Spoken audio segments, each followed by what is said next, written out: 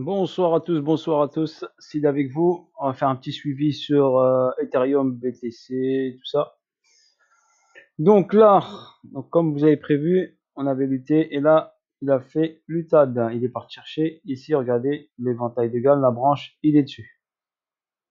Ok, il est parti chercher ici, comme vous avez dit, ma zone et la branche de l'éventail. Nickel, comme il fallait. Donc là, on va attendre la petite cause là qui va se mettre en place en petite unité de temps. Donc là, on a eu une cause ici, regardez, une cause qui s'est mise en place, et on a eu l'effet. Ok, pareil, regardez, ici une cause, et on a eu l'effet. Donc là, hop, on a eu une cause, donc on a eu un effet. Donc là, on va regarder, est-ce que c'est la fin de l'UTAD ou pas?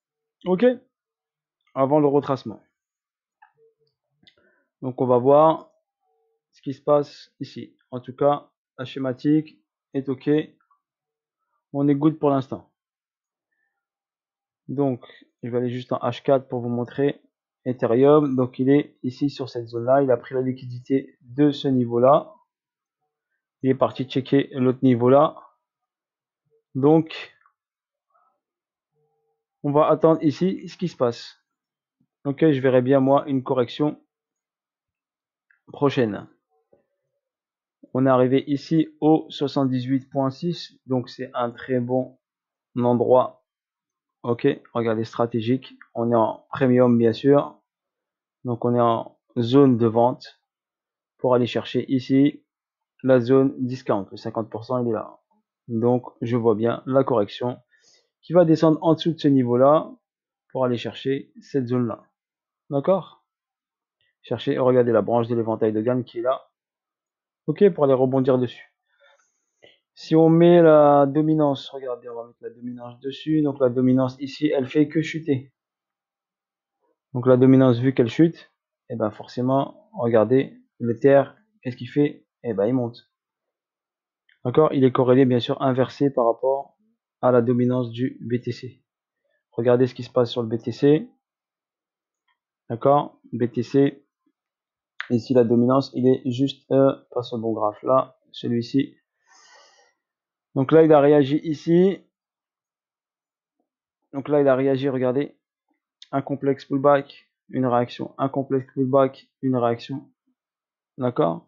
C'est juste un mouvement normal. Et là, il va continuer hop, à descendre. Il peut descendre comme ça, en complexe pullback, retrace. Donc là, le mouvement, il est va, baisse, baisse, retracement, baisse, retracement, baisse, retracement. Et regardez ici, le plus haut est de plus en plus bas. D'accord? Pour l'instant, il n'a pas dépassé ce niveau-là. Donc, il faudra voir comment ça se passe. On va mettre en H1 pour voir un peu mieux. Voilà, la bougie ici. Hop, à partir d'ici, il est venu rechecker, regardez le même endroit qui est là. Ok? Donc, c'est une zone de demande. Il y a eu ici une poussée des acheteurs. Malgré qu'on a la chute ici, regardez, de la dominance, donc forcément le BTC, ben, il chute. Ok, là une rehausse de la dominance, mais pas très importante. Donc ici une rehausse, mais qui va pas durer. Il est juste venu chercher la liquidité là et checker ce sommet là. Ok, donc cette hausse là ne va pas durer. Pour votre information.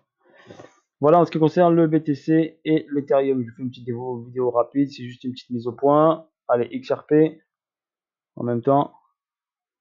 Allez, XRP. Donc là, XRP, regardez, dominance a commencé à chuter à partir d'ici.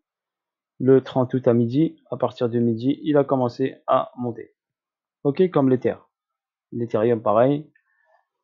Regardez, la dominance ici a commencé à chuter à midi le 30 août. Et qu'est-ce qu'il a fait?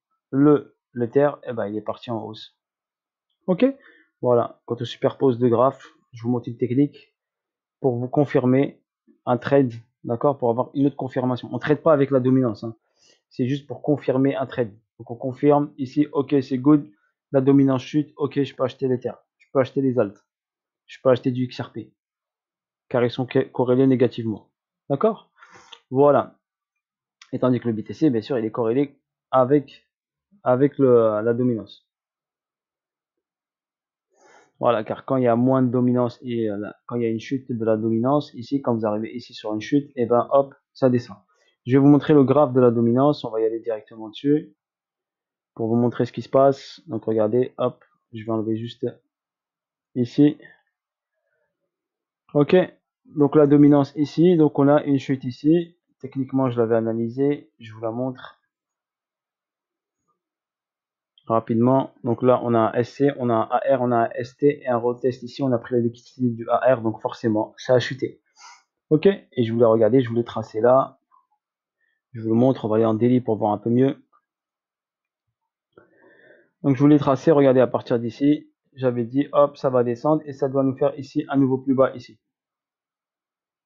Donc ce nouveau plus bas va monter. Ok.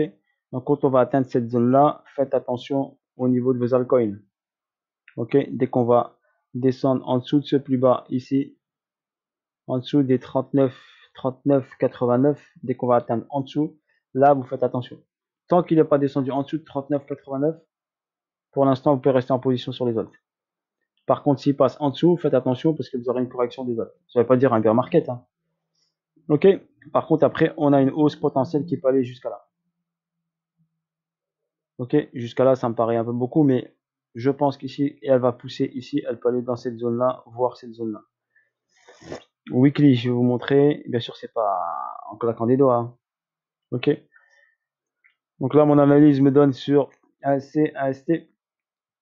D'accord. Donc là, on peut réagir ici, aller chercher ici cette zone-là. D'accord, à rentrer en zone premium et ensuite redescendre en zone discount pour faire un spring. Ok, un spring. Après, le spring peut aller bas ou pas forcément. Après, j'analyserai avec vous au fur et à mesure du temps. D'accord, regardez ici, hop, le BTC. Le BTC, il est là. Voilà, le BTC qui a réagi. Ici, on est en weekly. D'accord, donc là, vous avez hop, le signal comme quoi en weekly, la dominance descendait. Et le BTC derrière, eh ben, il a chuté. Ok, vous avez le signal juste un peu avant. D'accord. Comme vous voyez ici, par exemple, c'était ici, elle a commencé à descendre la dominance le 4 janvier 2021 et le BTC a commencé à descendre en mars. La première baisse, elle a été le 15 février. Donc, quand vous voyez une descente comme ça, donc ça vous alerte. Attention, le BTC. Surtout une descente comme ça rapide. Ok, et en plus, regardez, on était en zone ici, on est rentré en zone premium, en zone vendeuse. Donc forcément, hop, il y a une réaction baissière derrière. Voilà, sur ce, pour le petit récap. Bisous à tous, on va faire allez, un petit peu Solana, allez, vite fait. Je vais vous montrer vite fait Solana. Solana, elle est où? Donc Solana, tic, tic, tic, tic, tic. Solana, elle est là. Donc Solana, je vais la mettre en daily parce que weekly, ça fait un peu trop. En H12, allez, hop. Donc en H12, regardez, le BTC est monté. Donc Solana est monté avec le BTC, donc elle est corrélée avec le BTC. Ok. Et elle est, regardez, décorrélée avec le. Voilà, donc vous pouvez comparer les graphes. Donc quand la dominance BTC a commencé à chuter, hop, elle est montée. Quand le BTC a amorcé là, ici une hausse, elle est montée avec. Ça a donné de la force à Solana. Ça c'est en daily. Hein. Après ça c'est très pointu comme analyse. Ok. Là vous avez ici la correction qui se met en place que je vous avais montré. On va regarder ça en 30 minutes. Donc voilà ce que je vous avais dit. Ici il a fait le sommet, il a fait une descente AR, il a marqué ici une intention de descendre, mais il va remonter. Checker la zone là ou la dépasser un petit peu et après redescendre. Voilà, sur ce, bisous à tous. Ciao, ciao. À bientôt pour de nouvelles aventures. Voilà le move de Solana futur approximativement, d'accord? Descente, hausse, descente, hausse. Ok? Allez, bisous. Ciao, ciao.